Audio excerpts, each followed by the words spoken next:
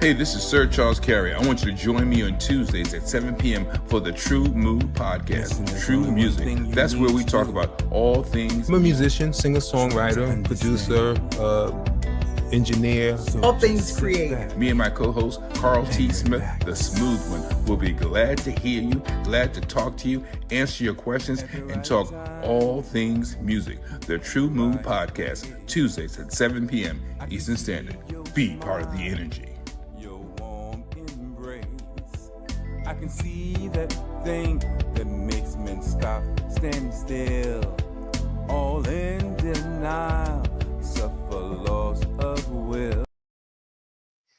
All right, it's that time again, folks. The Tru Mu Podcast, where we talk about all things creative, all things innovative.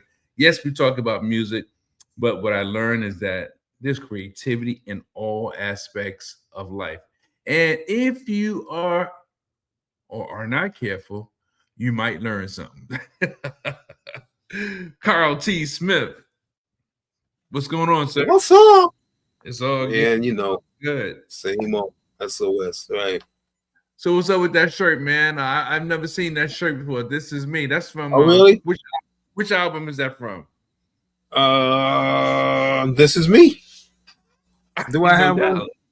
Second, third, fourth, Second. fifth? Second Well, album? second after, I did the whole cassettes and CDs and stuff, but yeah. This is me.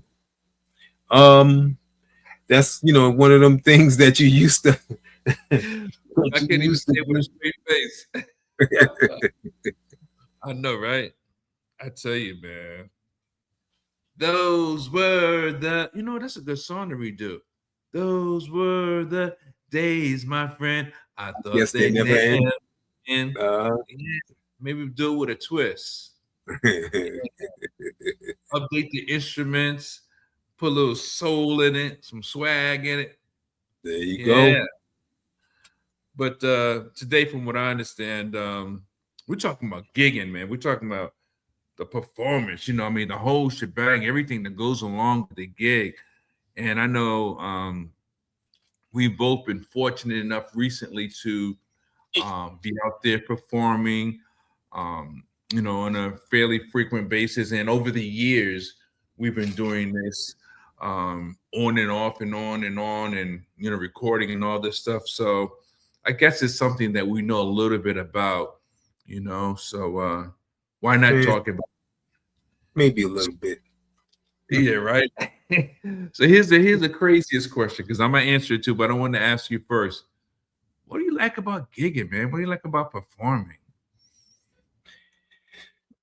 The list, yeah, no, love it. The list is long. I think the biggest thing is connecting with the audience. If you while you're out there doing what you do or what you love, you connect with the audience, and if they like what you're doing, that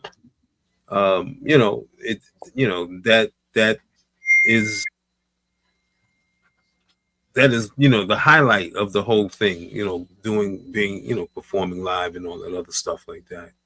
Gotcha. Sometimes though, sometimes it can get kind of crazy, but it's the process also. When you say crazy, what do you mean by that? Well, sometimes things aren't set up on time. Sometimes people are unprepared, or sometimes it's always an adventure. Right. So, and that's another thing, I know for me, what I like about gigging is actually just being able to execute whatever the song is, because normally we're going to do songs or perform songs, is a better way of saying it, that we like, that we feel we do well, that we have some inkling of an idea that either people like the song because we already know that they have an interest in it, they've heard it before, or if it's our own original material, we're introducing it to people and we look forward to performing that song. So that's part of what I like about it, in addition to, maybe performing it with the other actors in the group, the musicians or the singers or dancers, whatever it may be. I enjoy all that, probably because of how we grew up, watching and learning from the pioneers. I mean, to me, it was just fascinating. I remember being at home, and yeah, we had color TV, but a lot of things were black and white because when we grew up, all the greats they performed in a very specific.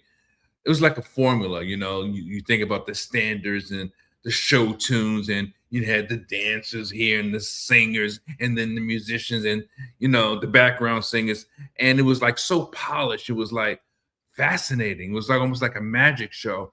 And as a kid, a little kid watching it on TV in a movie or as a quote unquote live performance, it was just like wow. And that sucked me up, man. And I was fortunate enough that I guess I had some talent. I mean, my family was doing it already, so I felt like I want to do that too. And that's what I really, got into, singing, and I really just relished at the idea of being able to perform, and of course, here's another question for you, but if you have something to respond to it, that's fine. But here's a question for you. The guy that I'm talking to right now, is this the same guy that did this back in the day? Oh no, not at all. Not at all. So does this guy feel the same way that the other guy did about performing? Yeah. Feel the same way. But over time you learn stuff, you get educated, and over time you realize certain things. The reason why I do it is different than the reason why I wanted to do it before. Before I wanted to do it, basically, I want to be famous and I want to meet girls and I want to, Sure. But as the years go by, and especially if you have an opportunity to do, some stuff on a larger scale, you realize it's a business. Yeah. So which then make you look at it differently, make you, want to work it differently and stuff like that. So, but love is still the same. Just have different, shooting for something different, a different target.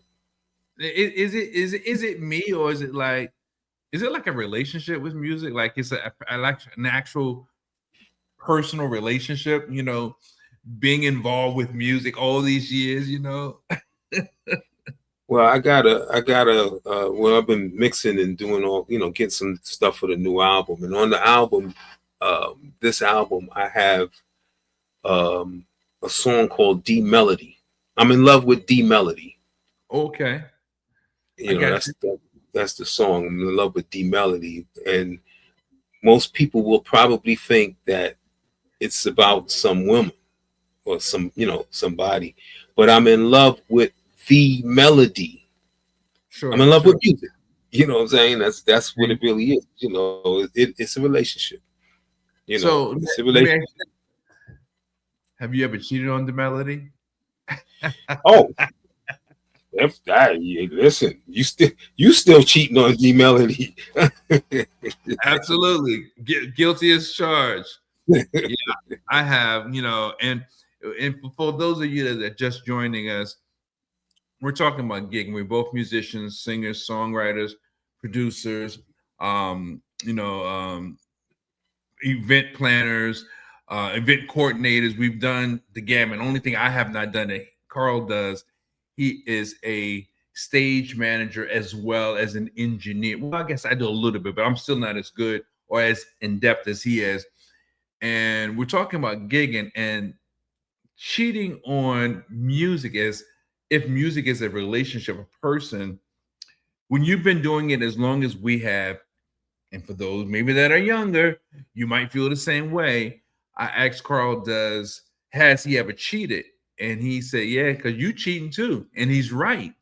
And when I say cheating, for me, cheating on music is not giving music the time it deserves. For me, at times, taking shortcuts, um, but Mm-hmm. also, but also taking shortcuts is also wisdom, because there are times when you have to do things not the formal way, but you still want to achieve the goal. So if you've learned other ways of achieving the goal in a performance or singing a song, sometimes you have to do that, whether it's because you got a cold, the sound system isn't good. I mean, you do what you have to do to make things work. And I know for me, a lot of times my cheating just came from laziness. And I took my youth for granted. I figured I could just do whatever. I don't have to rehearse as much because I know this song like the back of my hand, and then all of a sudden you get out there and it's like, oh snap! Oh, what's the next phrase? So but it's still fun. Well, that's the fun part, trying to make it to the end. so at the end of the night, you go, we made it. It's done. I tell you, man, and I mean, I don't know, like you said, when things go wrong, I mean, there's a gazillion things can go wrong. I don't know, but for you, you ever got cheated out of a gig where you're supposed to get paid and you didn't get paid? Oh, I mean, sure. That's that paying dues, huh? That's part of it, man. Yeah, absolutely. You kind of well, the thing. Let's see how you. Those kind of things happen more frequent on smaller gigs, on lower gigs. The larger gigs. When I say larger gigs, I'm talking. What do you call it? What do you call like? Yeah, the Beacon, stuff. Well, no, it happens then too. It happens there, but usually a lot of times when on those kind of gigs, it's contract out. So no way, no matter what, you're gonna go through. They're gonna pay you because they don't want to go to court and they don't want to go through whatever. You know what I mean? So. Yeah, but I remember doing a gig at the Beacon Theater, man, with Harold Melvin and the Blue Notes. I think it was did I do that more than once? But anyway, Harold Melvin and the Blue Notes showed up, right? They were the headliner. And of course, this is when Harold was still alive. And people was in the audience waiting for the show to start. And he came out there with the group and he was like, nah, we here, but they don't want to pay us. Now I don't know who the promoter was, but it was at the Beacon, and somebody in the audience was like, well, y'all just go ahead and come on, do the show, right? And I don't recall seeing any musicians, so I think it may have been a track day. But then they started hemming and hawing, and then somebody else in the audience was like, y'all was performing before y'all had all that fancy equipment, and I think they may have done like, if you don't know me by now, they did a little bit of that. Teddy was gone. He wasn't part of the group at this point. He was doing his own thing. But even in bigger venues, well-known establishments, I guess it can happen, It happens. It happens. It's just that sometimes it's just a little more organized. They prepare a little better. Usually, when it happens, is that the count is not, the audience is not there. Right. Whatever, that kind of thing like that. But as years have progressed, people are more prepared and stuff like that, and they have insurance and all that other stuff for things like that. What is one of the or what has been, and one of the biggest challenges, or what's gone wrong? What's one of your biggest challenges or something going wrong for a gig?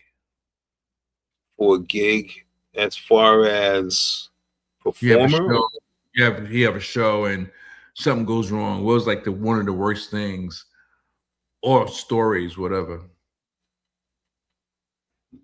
well, let's see. The list is so long. This list is so. I remember doing the Cotton Club at the time. Okay. Cotton Club, and I was told to practice practice a routine, and this is back when I was younger. You know, I'm 21 now, so it's way back till I had to been about 6 or 7 years old, which means I was about 20 something years old. And I'm thinking I got it together. I ain't got to practice. There's no problem, you know, whatever. And I get there and completely messed up the routine. Wow. Completely messed up the routine. And as far as playing, or it's the singing part? It was actually steps. Oh, okay. It was actually steps. You know, the singing went all right. The singing was okay, but it was just the steps, and totally botched that bad boy up. And there's video on it, and I got the only copy, and nobody's gonna ever see it. How much would it cost to show that, man? You ain't listen here. Was it a 3-man, a 4-man? How many pieces? How many singers? I had 4 girls dancing with me. Okay. And routine was hot, you know, and knew how to do everything, knew how to do the steps, knew how to do. But something happened on that day that it just kind of went left, you know. But everything else, like a mental block.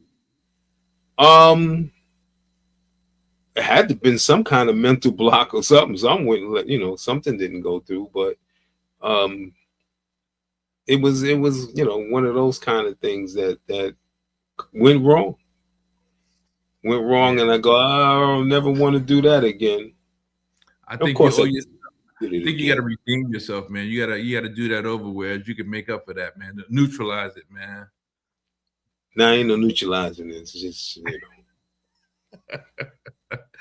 I think for me, it probably was sound, because we never, you know, younger in my career, we didn't have an engineer. We would all just bring our speakers or PA system, plug up and play, and rely on each other to play at a level that was right. And I think that was one of the biggest curses early on in my career, not being able to hear yourself. Now, the benefit was, you know, you young vittles, you got tender vittles, but they strong and durable. So like that rubber band, they can stretch, and you may not have realized if you were doing damage to yourself. So you're trying to out-sing speakers and instruments, but that was probably, excuse me, the biggest thing that has gone wrong. And of course, you know, the not getting paid, somebody like skipping out on you, and you know, you ready to break down, and all of a sudden you're looking for the guy, and the guy's long gone. It's like, oh snap. And you ticked off because, you know, but yeah, I think that has been one of my biggest challenges. And then I know sometimes with other artists, other performers, a part of your unit, either them being nervous and scared and not doing their part, because I mean, you kind of figure, hey, this is what we do, so what makes this performance different from any other one? But if you're doing it where people are so close to you, they can just actually touch you. For some people, that's too close. They need to be up on a platform. You know, you shouldn't be performing, because that's part of the whole thing. You know, really. Some people need that liquid courage. You know. Nah. that was never. I know because now you talking about this, I said I know. I could think of at least 3 performances that when I came out, the mic wasn't working. Oh, yeah. The mic isn't working. I mean, I when I did Dole Center, the mic wasn't working. When we did Rafael Hernandez, the mic wasn't working. You know, I think it's conspiracy, but that's all right.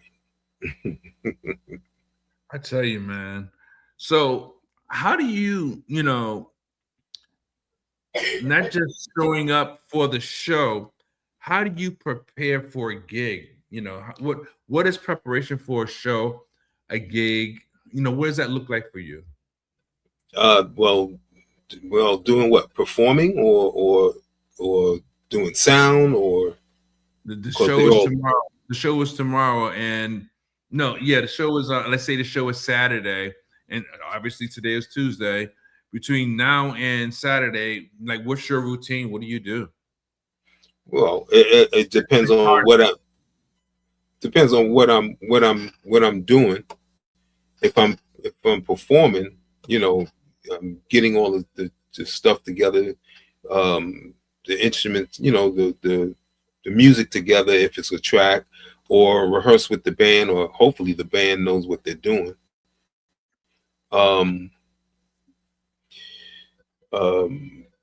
I always try to not have or do anything the day before, but that never works out. I try not to do that, but that never works out. So I'm giving up on that. And then, try to get some rest, because a lot of times I'm exhausted. By the time I perform, I'm exhausted, because usually I'm doing I got everything going. I'm doing the sound. I got the sound, the lights, the whole thing, because I want to put on a big production. So by the time I perform, I've come to the conclusion that I'm not going to do all that stuff if I have to perform, and I don't even think I can hold myself to it. But those are lies, man. Yeah. I don't think I can hold myself to it, but yeah, and that's what I was kind of alluding to. I didn't want to really say it, but I think I may be a lot like you. Is like, for example, today is Tuesday. I've got a show Saturday. So the good thing for this show, they have their own sound. But still, if you want to record it, you got to make sure you got your camera stand, memory card, extra batteries.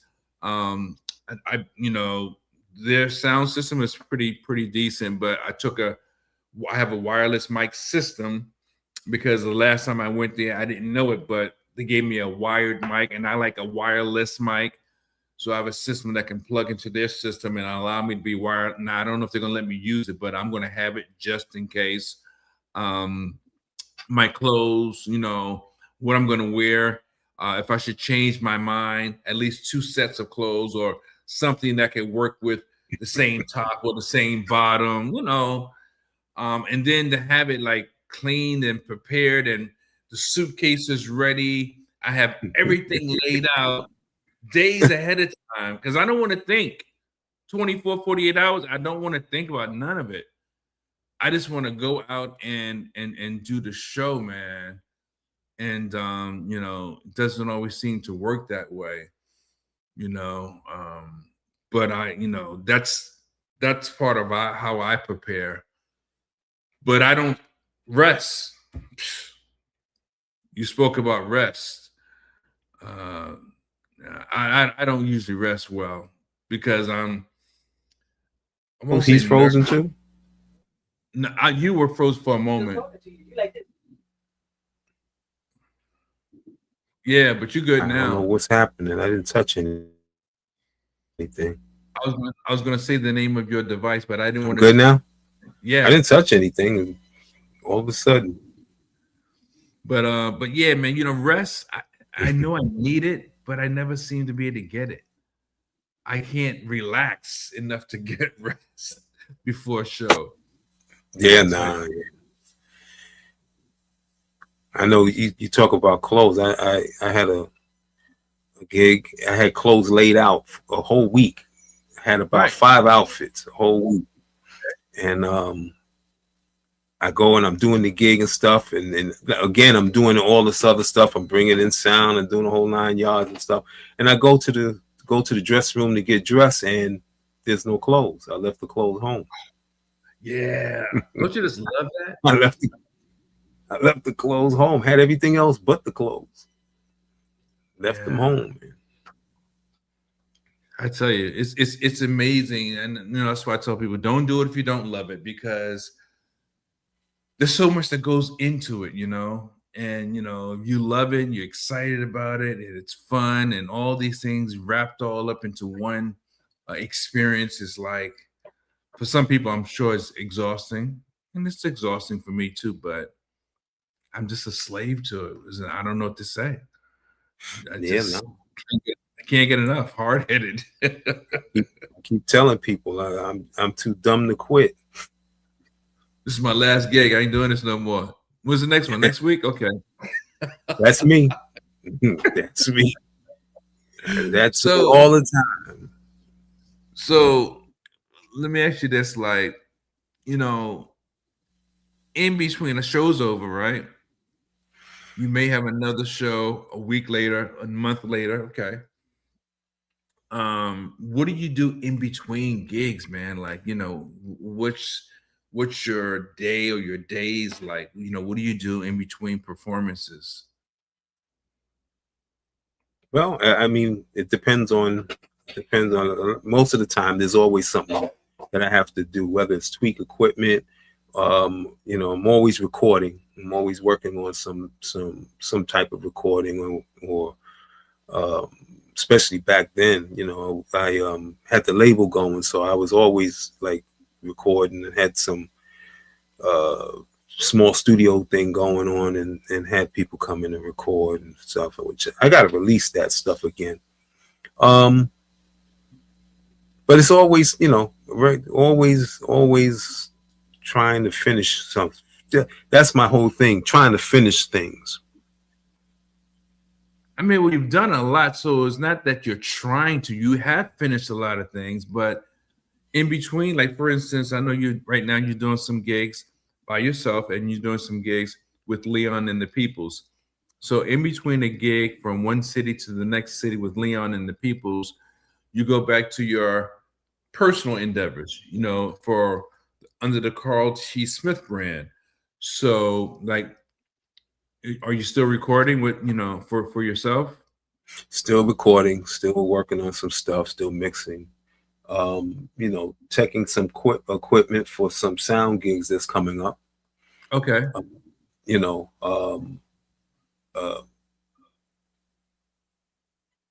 Trying to unstop a tub. Oh, really? You mean you got to do life? You got to do life in between? Trying to unstop a tub. Regular old stuff. But I thought you celebrities that you didn't have to do all that regular people stuff, man. You see, that's where you got it wrong. You're the celebrity. I'm just a regular person. Oh man, and I think that's something that, in general, people don't realize. Like, if you could be a fly on the wall, I mean, and not being sexual or anything like that, but I wonder what Rihanna does from day to day, or what Beyonce does, or what Jay-Z does, or what is Johnny Gill doing right now? I mean, whatever, whomever. We're regular people, or they're regular people as well. So yeah, do they do dishes? Or does you have a chef, and someone's washing dishes, and a maid, and shoot. I don't think so. Nah. No, knowing what I know and being around who I've been around, nope. You think so, but no, they're doing what dishes. John Legend say, we're just ordinary people, right? Yep. They're doing dishes. They're doing all the regular stuff. So where are you on, because I don't know the names of all of your gear, but where are you on equipment? Are you interested in, or are you upgrading some equipment sometimes also in your personal studio? Are you working with new gear and new software? And are you doing any of those things? Or what's your production style Yeah, like? I'm working on some new stuff, some new gear, some some stuff that some stuff that's coming out and some things that's working. But as far as recording, I'm using my old gear. Um, I get a sound. What usually happens with me is that I get a sound that people accept, and then when you have to change some of your stuff, you change softwares and stuff like that, the sound changes. So I kind of stick with as far as the recording, some old stuff, but I'm using some new things to work out. Some new stuff to make things a lot betterer. So you don't better. You don't think that and I mean, I know it's subjective and every artist does what they want or producer does what they want. Do you think that the equipment that is being used today, stuff you might hear on the radio, the instrumentation, is it better than the older instrumentation or the better than the older processes? Whether it's a board or software, a keyboard, whatever, do you think there's a difference in the sound quality? No, I don't think there's a difference in the sound quality. I think there's a difference in the execution. I think, a lot of the newer stuff is kind of set up or kind of made for people not familiar with doing certain things. So, for instance, if there's a certain sound or a certain instrument that that you want to use, the newer stuff will come out with these combinations of instruments and things that that you want to use. But for me, I would make that instrument, and then I can shape it any way that I want, rather than just getting it the way it is. So you take your sound library and you personally modify the sound according to what you want or need. Yes. Okay. All right. So here's another thing. Even though people use it for different reasons, where are you on the whole auto tune thing? Because I know a lot of people use it for pitch correction, but they made a style of it a while back with T-Pain and Jamie Foxx, alcohol, blaming on the alcohol and stuff like that. Are you a fan of auto or pitch correction? I don't use it at all. I don't use it at all. But I don't dislike it. I guess if because there are people who need it, and it still don't help, but they need it. But I think you use technology. It's a tool. You use it to help you to enhance whatever it is that you want to do. And I think that any tool that you need to use, I think you should use it to better whatever it is that you do. But yeah, I don't use an auto tune. I just keep singing out of key. I don't care. Oh man. Okay. So when you hear, for example, I guess artists that have been in the business 20 years or so, and I'm trying to think of an example of somebody who, I'll just go back to Johnny Gill, for example. The stuff he did when he first came out, Perfect Combination with Stacey Lattisaw, or the early stuff he did with New Edition, versus the stuff he's done on his own platform. Is it wise to try to update your sound, or should the experienced seasoned artist just update the instrumentation or the arrangements, but still allow their original vocal sound to remain the same, but dress up the music around them? What's your take on that? Well, I think the production, dress up the sound around your because that's your trademark. I mean, um, whether he's singing with New Edition or he's singing with Stacey Lattisaw, or you know what I'm saying, or whatever it is, his sound is pretty much the same. His technique and everything is pretty much the same. It's the stuff around him that's different. You know, now if you take what works and change it, you're taking a chance on finding out that the new thing doesn't work. I mean, you can always go back to the old thing, hopefully, but you know, but I think it's the stuff that's around it. It's the productions that, for me, it's the productions that matter, which is the stuff that's around it. Yeah, because like I listened to and I know it's the machine too. I listened to Johnny's stuff. He did a few songs by himself, and then he had New Edition backing him up on one of his songs when Steve Harvey had a talk show. That song sounded like a pretty much typical marketable sound, and what made it more marketable or sound more marketable was the fact that he had New Edition backing him up, and I think he gave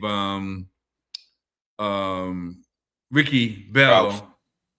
No, well, Ricky, you know, he did Ralph too, but he gave Ricky Bell a part in this song when they did that show on Steve Harvey, and it sounded nice. Now, of course, he's done more with Ralph, like you're alluding to, and I think those songs sound good. But the difference, as you probably already know, when you've got the record label behind you pushing it, for some reason, it seems to just work so much better because you've got all this push, all this promotion, and you know it's heard all the time, and you know, but he's not. To me, he's not far off the mark from his normal sound that we're used to hearing from a Johnny Gill. And similar to Jamie Foxx just came out with a new song. I guess there's an album, but he's not with the label. And he said, "Hey, I want to thank you guys for supporting, blah, blah, blah, yada, yada, yada." He's got this song out. But again, he's not with the label. So there's no machine pushing it. You know, what's your thoughts on everyone being independent these days, even the seasoned performers? Well,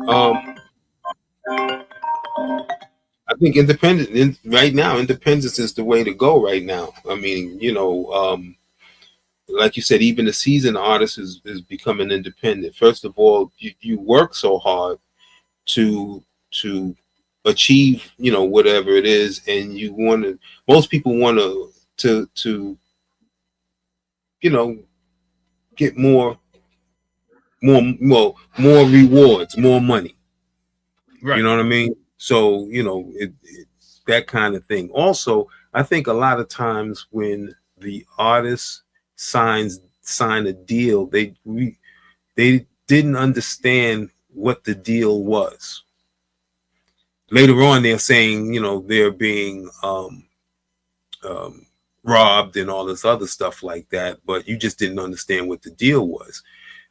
If you were to take it as some kind of regular deal, whereas I want you to invest in me, so you take $10 and you take that $10 and you make whatever it is. You want, and then you want to recoup your money, but then I want the physical thing that you made, which is yours because you bought it, but I want it, and I want you to give it to me. I don't think you do that.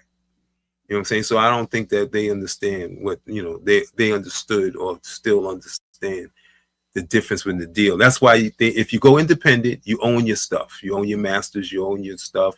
You didn't sign a deal, sign away your rights and your merch and your 360 deals and all that other stuff like that, and you're better off. And, you know, the established artists, they realize that too.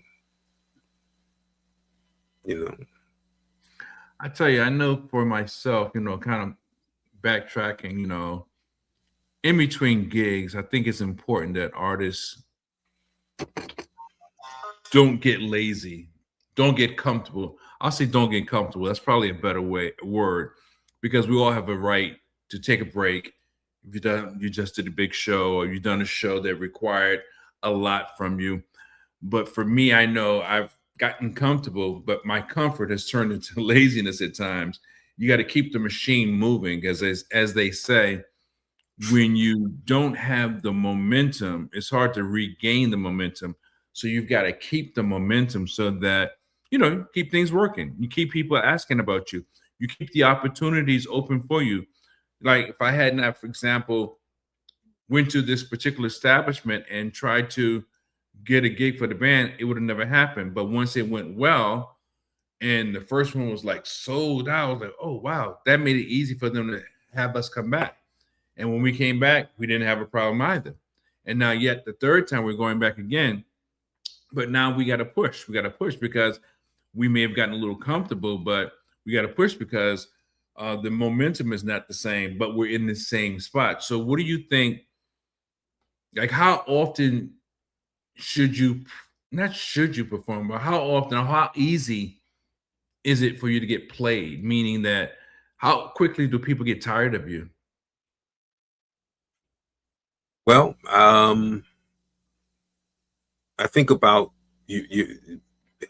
Well, I always equate that to your friends and your family. You have 2 shots with them, 3 if you're lucky. After that, unless you have something fantastic, they're done with you. So what you really need to do is so like you say, keep up the momentum. Well, I think that's part of the problem. The problem is that if you keep up, if I do a gig this month and then I do it in the same spot the next month and I do it again in the same spot the next month, I've ran through my crowd. I ran through my following. They've had it with me. You know what I'm saying? So yeah. I think now today, I think there's too much on massive content, doing it, over and over and over again. I think you need to spread it out a little bit. You got to give it a little time to breathe. Make them miss you, man. Make them want you come. Make them want you come. Want you to come back. I gotta pay my bills. What I'm gonna do in between, man? Well, you're gonna have to do some other spots. You're gonna have to get some other people. You're gonna have to increase your contacts in your list and stuff like that. You gotta, this way, when you feel you can try to fill a spot with different people in different areas, or same spot, different people. Depends on how you get it. Right. Fill the same spot, but it's different people all the time, then I think that'll work out. Gotcha. All right. What would you recommend for, I guess, younger artists or newer artists? Because as you know, it's one thing to come into the music space and you're doing a performance, but are you doing original material? Are you doing cover songs? How do you keep your thing fresh? How do you keep your performance interesting? How do you come out as a new or aspiring artist and hit the ground running? And it's good. You get a good return on your investment of time and your performance. You get a good following. I know you need to have your own database. I get that part, but as far as the actual performance aspect, what should a new artist do? New artists should do your own music, do your own original music. Most people. So if I do covers, do some covers, do some covers so that people are familiar with you. But the majority of your gig should be your own music. this way, when people come to see you, they come to see you do your thing. They come to see you do whatever it is that you do, and you get people who like your music, and they come to see your music, and they become your fans or super fans or whatever, whatever the case may be.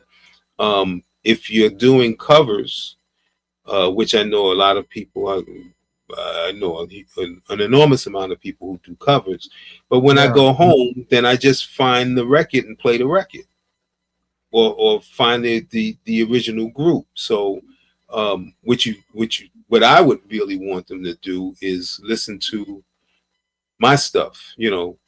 Get used to hearing me, get used to hearing my thing. So it may be 100 people in the place and only 10 people like my stuff, but I rather those 10 people than the other 90 who was just not interested.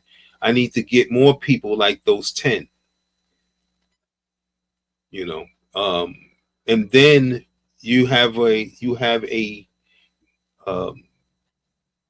dedicated fan, and you have a niche, which is whatever it is that you're doing, whatever it is that your performance, your outlook, your whole thing. And people can only see that the stuff that you do when you perform at what the location is.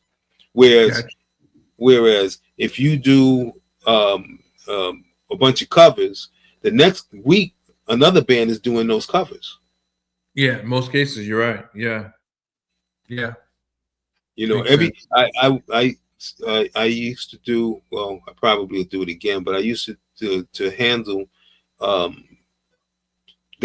of these outdoor festivals over here, and how many you got 10 groups, and out of 10 groups, 6 groups is doing Before I Let Go. And I'm like, please let it go. You know what I'm saying? Before I let it go already. All right. Please, one is trying to do it better than the next. It's like nobody's going to do it better than Frankie Beverly. And all the stuff that you're covering, you got to realize this, all the stuff that you're covering was someone else's original. Right. Yeah. Where them fans at? You need to do yours. You know what I'm saying? You need to do yours. Before I Let Go was an original for somebody and became popular. You need to do yours. What did you think about the way Beyonce did it? No. You like the original better? I didn't even think about it. Yeah. Okay. Yeah. That's all good. I think she did a good job. I think the original stands on its own, though. It didn't need any help, but kudos to her. Whatever. Yeah. I think whatever song it is, or whatever song is released, I think everybody and anybody who wants to redo it should do it. Yeah. Because there are people who, well, I can't think of anybody who don't like Frankie Beverly's Before I Let Go, but there are people who might not like Beyonce's Before I Let Go, but might like Kelly Rowland's, Before I Let Go. She did it too? No, but I'm just saying, the thing is it's the writing and the publishing on that is working on that particular end. So, Earth, Wind, and Fire do Before I Let Go. Commodores do Before I Let, that's all in the publishing thing. It's funny. Talking about Earth, Wind, and Fire, they have Can't Hide Love. You know that song, Can't Hide Love. You sure. Want my... Well, Lucky Day did it over with Babyface and the current remaining members of Earth, Wind, and Fire. And I like it, man. But I know some guys that grew up in our age range, in our era, they're like, nah, man, I don't like it. But I think it was clever. And it's not that it's so different. It's just that it's a fresh take. It's got a little snap, or like when you wear an outfit, all you got to do in your pocket square, you may have a different color of a handkerchief that maybe matches your shirt or your tie, and all of a sudden the outfit pops. To me, when they did Can't Hide Love, it just pops. It's a little different. Now I'll always like the original though, but yeah. But yeah, but I think gigging is there's more to it than people realize. The before, the during, the after, even the mindset. Do you need personally quiet before you do a gig, or do you have to meditate? Is any of that important for you as a performer when whether you're singing or playing or both? Quiet. Where can I buy some of that? There's never quiet, man. Quiet. Where can I get some? It's never quiet. Well, what about peace of mind? How about that? They sell that too. Oh, man, okay. If you get quiet, you get peace of mind half off. listen. If I can buy that, man, let me. Hey, point me to where I can get it. But I mean, if you get a quiet moment, it's great, stuff like that. But it's usually fast paced and everything is going. And sometimes if it's too quiet, it can mess me up. Oh yeah, yeah, I mean? Yeah, I agree. If it's sometimes if you get too relaxed and stuff is so stuff is so mellow and things like that, it can mess you up there too. So is this version of Carl that we're speaking with right now? We got several comments I didn't even see. Is this version of Carl the same version of Carl when it's showtime? No, not at all. That's fair enough. No, showtime. I'm going to act up. A matter of fact, that's one of the lines that I come out with. Say, listen here, I'm going to act up. Just want y'all to know. Right. Everybody in the front row, get ready. Prince taught that hard lesson on being independent. Yeah, sure enough. Sure, yeah. Yep. Thanks, Rick. That's right. Thanks for jumping in there. That's right. Leave them wanting more. I think that's what we try to do with my band, Soul City Collective. You've got 2 45-minute sets, and I'll be quite frank, I don't believe that we play 45 thorough minutes of music per set, maybe half an hour, because what I try to do is leave time for intros, solos, crowd engagement. So it does fill up. We meet the requirements of what they're asking, but we don't want to just play 45 minutes of straight music and then get off, and then play 45 minutes of straight music and then get off. The engagement is part of the whole process for us. So, yeah. I like your idea of having a surprise special guest. Yeah, we have for this Saturday, a surprise special guest that's going to be performing. And so I'll make that announcement at the show. Sure. And I intentionally didn't say musician, vocalist, male, female. It's supposed to be a surprise. Yeah, so when you go outside and bring the goat in to sing, it'll be a surprise. It's gonna be bad. Bad. Innovative arrangements and feature unique styling. Yeah, I totally agree. I think that and that's something that I had to learn, because I know that when I was doing John Legend, I noticed at a certain point, if you do the song the way it's recorded, there's nothing wrong with that, but it becomes like you're lullabying them to sleep. It's too sing-song, what is it? Sing-songish, whatever. So we're starting to do it a little different. We hit the song, then we move on to the next song. You don't have to do it note for note, minute for minute, because it just draws out the performance and people lose interest. That's what I found. I've learned anyway. So, well, I never do it the way that the artist does it. I do that song my way. But what about the fact that people sometimes really like the song the way it was recorded, period? then they just don't like me.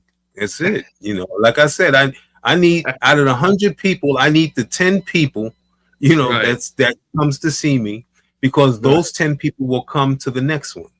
You know, Right. the other 90 is not going to come regardless. You know, They then that's your key customer, your ideal customer. Yeah, you I hear know, that. so, you know, but even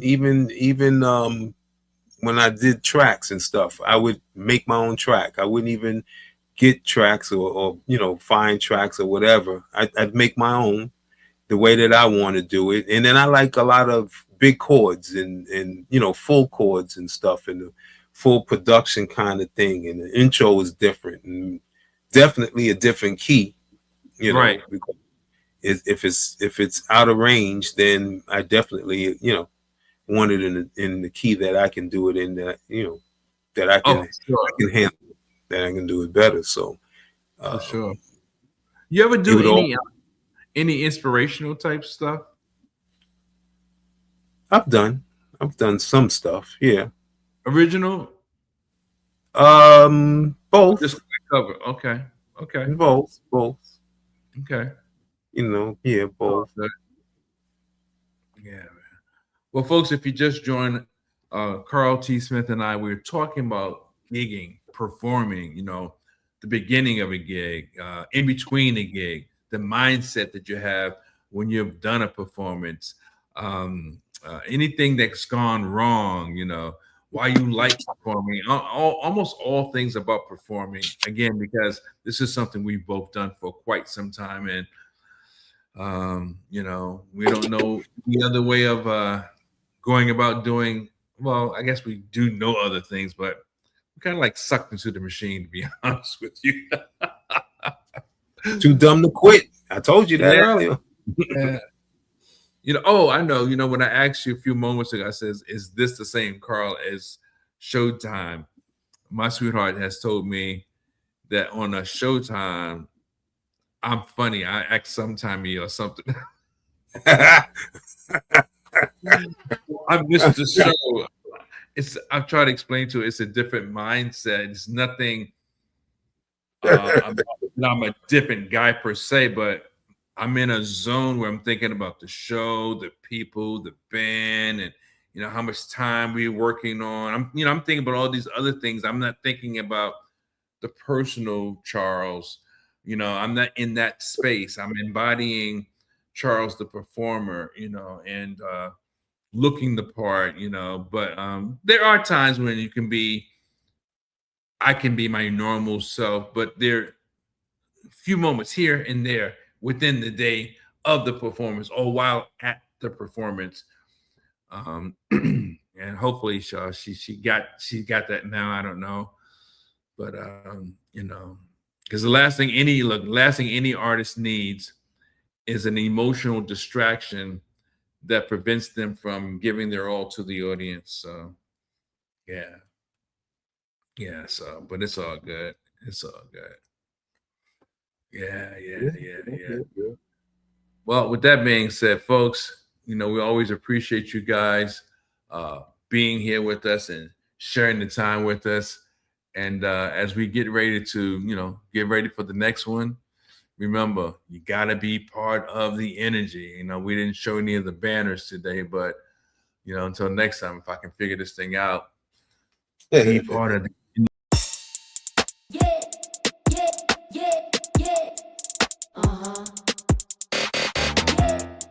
You're sexy, so good to me.